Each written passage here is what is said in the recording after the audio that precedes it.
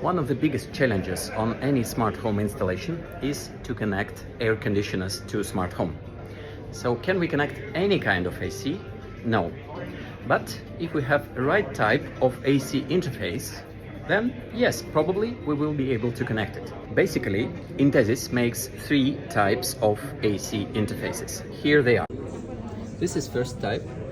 This one you use when you connect one AC to KNX or to Modbus or to BACnet. This is another type which you use when you need infrared connection to the AC. This one you use when you have a big VRF system connecting many air conditioners to smart home system.